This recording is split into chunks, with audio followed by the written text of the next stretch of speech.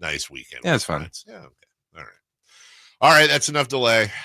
The Sacramento Kings. Well, the Sacramento Kings, Jason Ross, are the hot mess. Let me see. I wrote some stuff down here to remind me of how terrible they are right now. I know. I'm not. It gives me no pleasure to tell you that the Kings are now 9-12. The Kings are now 4-7 at home. Yeah. Yeah. I mean, we talked about that earlier in the year. Right. And I say this with no always have to put this disclaimer on it. I say this with no disrespect to Kings fans. Kings don't have a home court advantage. In fact, by the numbers, the Kings have a home court disadvantage. They're 500 on the road. Right. I think they're 5-5. And this isn't new. This isn't an anomaly. This is basically most of the time Golden One Center's been open.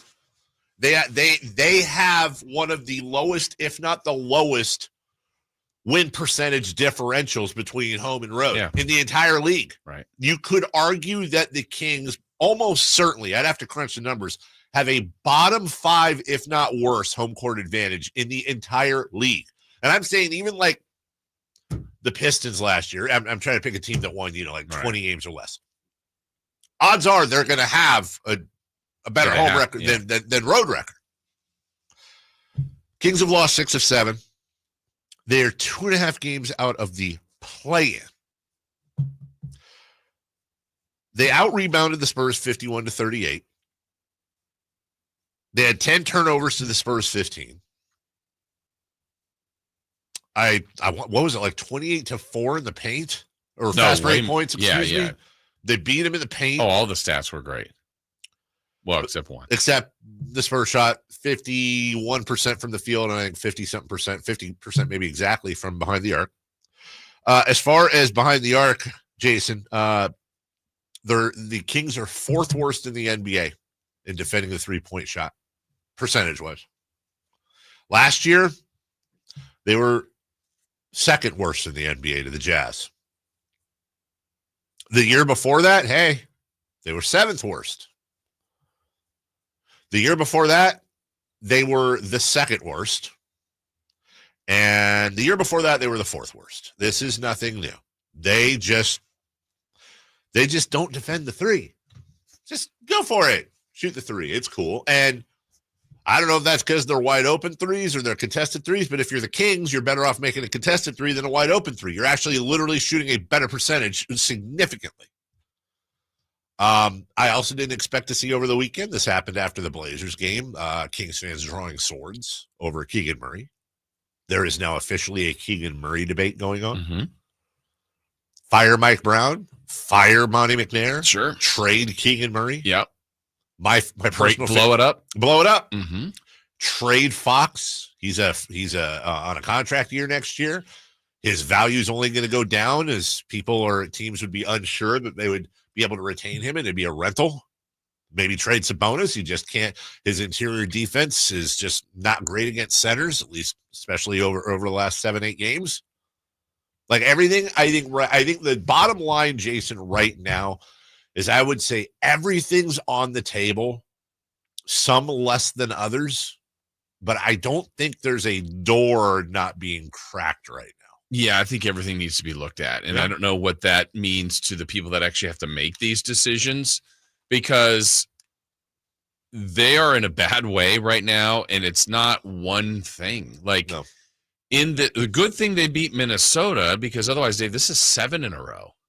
Now, 6 of 7 still terrible, but they found a way to win that game, which was kind of a little bit of a miracle. But, in this stretch, like last night, it clearly was the defense was what would let them down.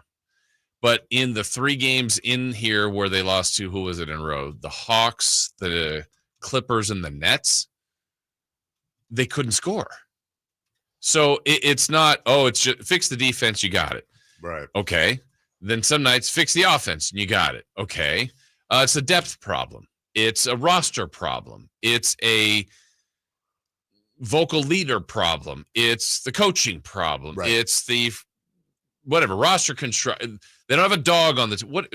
Yes to all of it, right? Yes. Like I don't think, and I saw some people, and they're not even wrong. Like Jay Crowder will help because they need a dog on this team. Sure, well he's here. I'm not putting it on him, but okay, they need to put Monk in the starting lineup. Well, that was kind of the last bullet, and they got off to a great start last night. I would keep it this way for a little bit, and you got to run for it for a while, but they've done that. Some guys were out. Okay, but they're not all out now.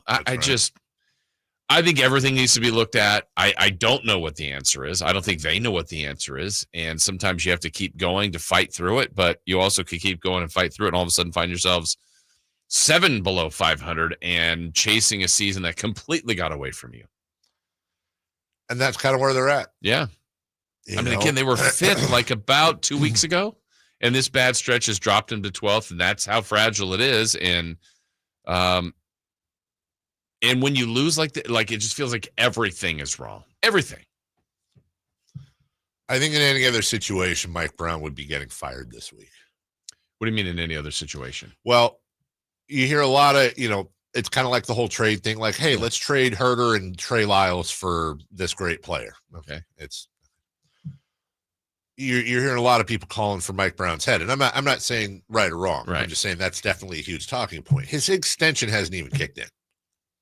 They just extended him last summer. So that's a good protection for him? I would say it's not invincible protection. At some point you got to, something's got to happen. Right.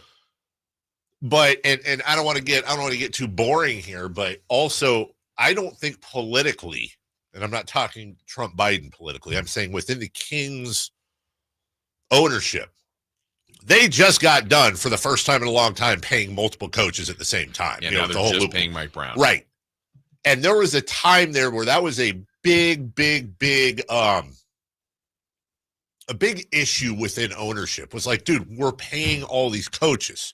And again, not to, it's our job to inform, but look, you've got owners that are making a ton of money off of the equity in the team, but there's also they want dividend checks. Sure. And those are few and far between, if ever. Instead, they're getting what's called capital calls, because if the team wants to buy the River Cats, if they want to hire whatever, and it goes above budget, let's say, we're now $12 million over budget this year. You take the amount of owners, whatever percentage they own of the team, you divide that the 12 million by that, and everybody's got a bill. We need some cash stat. And if Jason, if your bill comes due for your 12% of the team, I don't know, whatever, I got to pay it, and you can only pay 10%. Guess what? I have the option of paying your 2% and grabbing part of your ownership. Mm-hmm. It's a big thing. So again, without getting too deep in the weeds, there are politics in there. And one of the stories over the summer was Vivek was kind of, to his credit, by the way, in retrospect right now, was kind of bullied into re-upping Mike Brown. Go back to the stories. I was look, we were all like, dude, sign Mike Brown, stupid, like, get it done. Hey, call balls and strikes, man. So they get it done. They called in the wolf, if you will, from Europe to who was on vacation to come in and close the deal. It hasn't even kicked in yet. Right. I think it's a 3-year extension, 2-year, 3-year extension. It hasn't kicked in. Yeah. Pretty sure Monty McNair is going to go, or a blockbuster trade is going to happen before Mike Brown. But I think if Mike Brown had 1 year left on his deal, for example, I think he would have been fired this week. Yeah, and if you did a front office move, like a Monty move, then you're back into the GM coach. Oh my gosh. We'll take a break. When we come back, Kings Rewind, a triple dipper, T-Wolves, Blazers, Spurs, and more on this throughout the day. Coming up right after this. On the move. Go.